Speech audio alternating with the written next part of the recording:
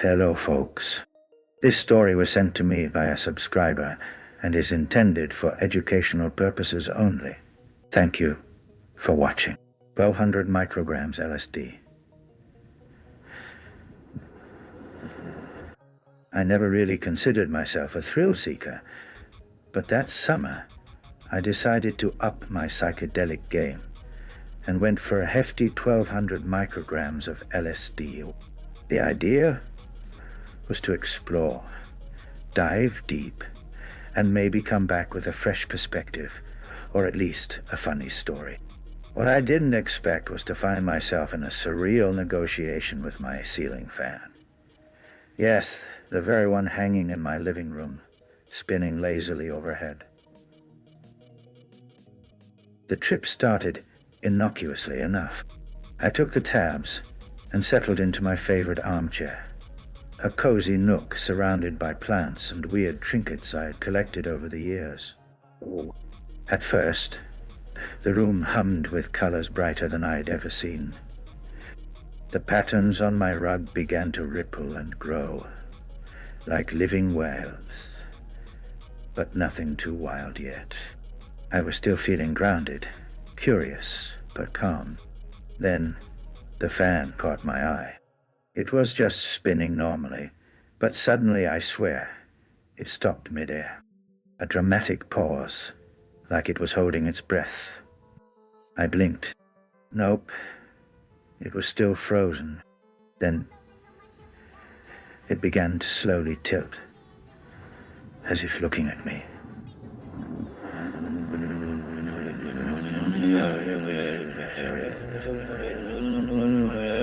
My eyes still there. The ceiling fan was definitely watching me. That's when it spoke. Well, not literally. More like a voice inside my head with the unmistakable tone of a grumpy old man who'd seen too much. Hey, kid, you mind if I slow down a bit? This spinning's giving me vertigo. My heart skipped a beat.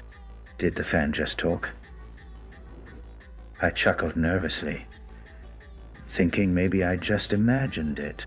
But no. The fan was insistent. Look, I'm an old machine, not built for marathon rotations. Let's strike a deal. I sat up straighter. This was no ordinary trip anymore. I found myself nodding, as if negotiating with a roommate over the thermostat setting. The ceiling fan started listing terms. I slow down, keep the breeze gentle, no sudden stops or jerks.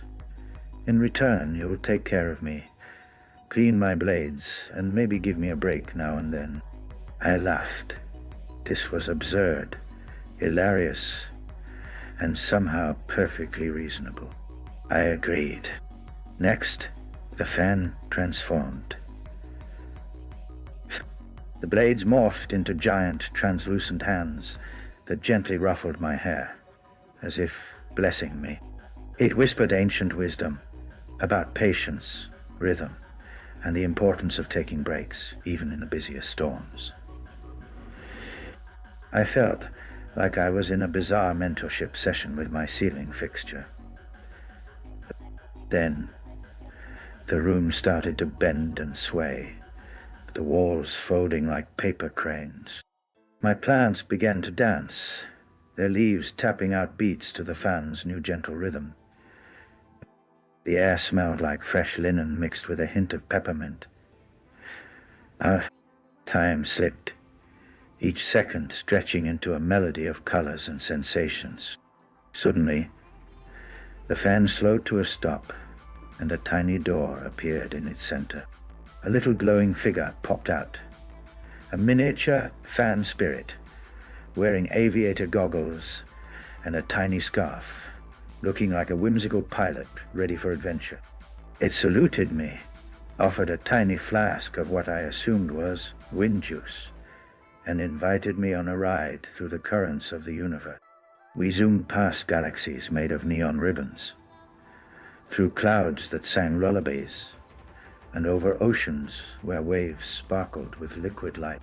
The spirit explained how every breeze is a story, every gust a message from the cosmos. I was awestruck, feeling like a tiny part of a vast, swirling dance. Eventually, the ride ended back in my living room, the fan resuming its slow, steady spin.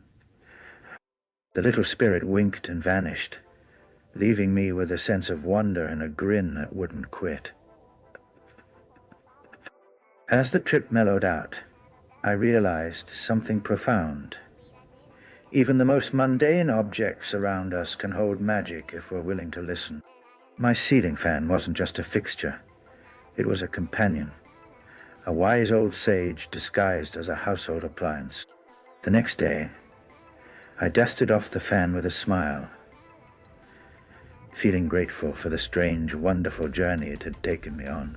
And every time I looked up at its slow spinning blades afterward, I couldn't help but chuckle, remembering the day I negotiated with my ceiling fan and got schooled in the art of cosmic breezes.